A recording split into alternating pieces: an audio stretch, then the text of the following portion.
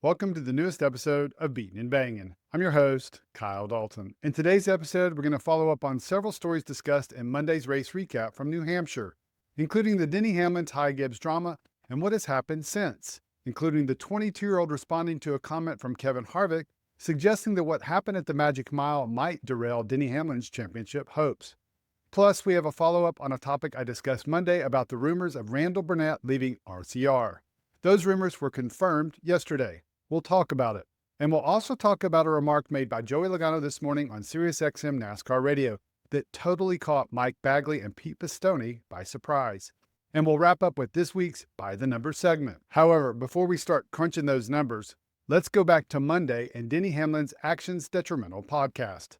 Now, before we get into the whole Ty Gibbs drama and what Denny had to say about that, I wanted to talk about the remarks he made earlier in his podcast when he talked about Friday night's Truck Series race. For those of you who have followed Hamlin's podcast in the past, you know that he's had some critical remarks of Fox's coverage. He's also defended them. In this case, it was the former, and he addressed unnecessary confusion created during the broadcast. Take a listen. There was about 50 laps to go. We turn on the TV, and I'm sitting there going, I'm confused why these names are in red and the other names are in green. And at the time, there was no kind of live ticker of, who was, how close it was or anything like that. They did give updates every now and then, but I'm not really sure on Fox's graphics department as a whole. Maybe it's time to rethink it. But certainly inversing red and green eliminated to not eliminated would be a good first step for them. In Fox's defense, maybe there was a key on the screen at some point before we arrived, but it probably should be on the screen more often because I don't think it came up in those final 50 laps that we were watching. I think that's just would have made things worse for me. If it said, here's... Just simply because I would have said, now they know it's screwed up, so then they have to clarify. Do you know what I mean? Let's just try to keep this uniform to what everything else is that green is good, red is bad, okay? Eliminated, red. Advancing, green. Let's just start there. We can work on the cartoon characters later. I know when I was watching the race on Friday, I was thinking the exact same thing. Red bad, green good. Now, I've heard suggestions that maybe they were trying to color match with the Craftsman logo and the Truck Series. I don't know if that's true or not, but as Hamlin suggested, I'd hope they reconsider and go back to what is the standard practice in the future. But as we've all learned, it's Fox. They operate to the beat of their own drum, and oftentimes it's offbeat. Okay, so that was early on in the podcast. Later, as you might expect, Hamlin addressed what happened between him and Ty Gibbs, saying his spin of the number 54 car was unintentional, and he even compared the intensity of his hit into the side of Gibbs's car versus what Brad Keselowski did to Christopher Bell the week before at Bristol on the final lap. But then Hamlin was asked about what he hopes will happen in the future. You said that you wanted them to, the higher-ups to, handle this, but Joe said this is the drivers. So is that you and Ty just having a conversation, or the four drivers getting together, or? Yeah, the challenge is I think that me and Ty are going to be on we'll have different opinions. Therefore, you need leadership to step in and say, well, this is how we want it done. And then we will play by those rules. Whatever those rules are, I will play by those rules. But I've been told in the past, if you're not in it, you do everything you can to help your teammates that are in it. When's the last time that statement was told to the drivers? It's been some time. Yeah. Last year sometime. It feels like though. Well, okay, so but Ty was in one of those meetings is what I'm asking. So yeah. It's been said. So he believes that he and Ty will have a difference of opinion, which makes sense, and is hoping that leadership will step in and set a course going forward, and he will follow those rules. So that was Denny's perspective on the situation. Now I want you to listen to what Kevin Harvick had to say about it on his podcast. Straight into the back of the 54. That was intentional, right? There's no hiding that wasn't intentional. They raced hard like this. They raced hard like this with the roles reversed earlier in the race with the 54 trying to pass the 11. But you could have wiped out all three of them right there. Here's the question that I have. Is that the moment that derails Denny Hamlin's 2025 championship? That decision now is a decision that you have to talk about next week. It's a decision that will divide the shop. It's a decision that shows a lot of people that you don't, really have a lot of don't really care about the other people around you. And I think that when he made that decision, it could be the moment that derails Denny Hamlin's championship chase for 2025. Harvick disagreed with Hamlin and thought spinning Gibbs was intentional. And more significantly, he thought Hamlin's decision was disrespectful, will divide the shop, and could derail Hamlin's championship hopes. Interestingly, someone else heard Harvick's podcast remarks and agreed. Ty Gibbs did, and he reposted the remarks on his Instagram story and used a finger emoji pointing to the words. So if you want to know what Ty Gibbs is thinking about what happened on Sunday in New Hampshire, there's your answer. Another quick note about the 22-year-old Joe Gibbs Racing driver. Also on his Instagram, he made a trip to the White House this week and shared some photos from that visit. All right, moving on to another story I talked about on Monday. And that was the rumor that had started last week that Randall Burnett was potentially leaving RCR next season. Well, yesterday that was confirmed that Burnett will in fact leave RCR in 2026 and become the crew chief for Connor Zilisch at Trackhouse Racing. Now you can look at this move in a couple of ways and think that RCR might have been forcing Burnett to leave because he hadn't had any success with Kyle Busch over the last 2 years. And that very well may have been the case. Only the folks at RCR know what happened.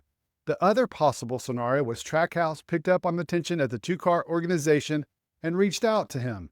No disrespect to Kyle Busch, but he's definitely on the backside of his career and hasn't won in a couple of years, whereas Zilisch, as I've documented on the channel, is viewed as the sport's next big superstar and has an incredibly bright future.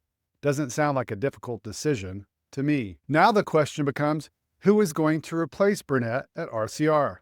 I think probably one of the more common suggestions will be Rodney Childers because of his past success in general, including some in the Gen 7 car with Kevin Harvick. So we'll just have to wait and see what happens. Our last news item of the day I heard on my walk this morning while listening to the morning drive when Joey Logano made a guest appearance. The three-time Cup Series champion was talking about the race this past weekend at New Hampshire and then focused forward on the upcoming weekend's race at Kansas when he was asked about the track and said this. There's no cookie cutter about Kansas. Really, that repave and the next-gen car, it's really one of the best mile and a half, probably the best mile and a half when it comes to next-gen racing, just because it's multiple grooves, right? You can run, up against the wall, you'll see that, but then you'll see cars that can run a lane down, maybe even the middle as it really rubbers up against the wall, and the middle may come in a little bit. Restarts are complete chaos with the D-shaped, front straightaway, and really a solid 4 lanes of racing room, even in the corners. It really makes it crazy on restarts. I don't know if there's a better mile and a half for the next-gen car. Really? Not even Homestead? Yeah, not even Homestead. Wow. Holy cow. That's a ringing endorsement right there for the Hollywood Casino 400. I really think that. Okay. Yeah, the next-gen car, we know, you can't follow directly behind someone. So if it's a one-groove racetrack, the racing isn't that good because you can't follow directly behind them. Well, Kansas is anything but a one-groove racetrack, so it gives opportunities to get out of the line, and that's what I think makes the racing good. Those remarks clearly caught Mike Bagley and Pete Pistone by surprise, especially when Logano said it was better than Homestead. I'll be really curious to hear what you guys think about it in the comments. All right, now it's time for this week's By the Numbers segment, and we're going to start with our last 5 races analysis. For a second consecutive week, Ryan Blaney sits atop the standings with a super impressive 5.6 average finishing position, which incredibly is 3 full spots clear of second place Chase Briscoe. The Team Penske driver has been really strong in his last 5 with a pair of bookend wins, sandwiching a couple of 4th place finishes in his lone blemish and 18th at Darlington. The number 19 pilot has been solid as well in his last 5 with an AFP of 9 even and 4 top 10 finishes, including his win at Darlington. Chris Buescher slots in 3rd with an average finishing position of 11 even, with 3 finishes inside the top 10 and a pair of results in the teens. Christopher Bell is 4th with an AFP of 11.2 and 3 top 10 finishes of his own, including his win at Bristol. And Joey Logano rounds out the top 5 with an AFP of 12.2 and 3 top 10s in his last 3 races.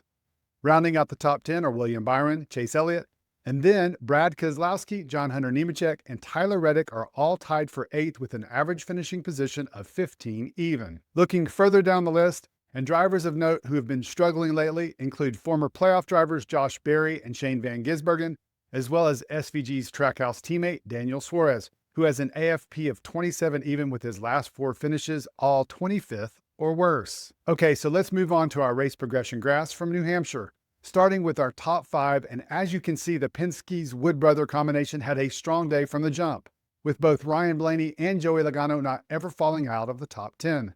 But take a look at Josh Berry's graph, and it's an interesting one that reflects that early spin in Stage 2 before he recovered for his strong runner-up result. William Byron ran up front for much of the day, and Chase Elliott, as I noted on Monday, started deep in the field and made his way forward.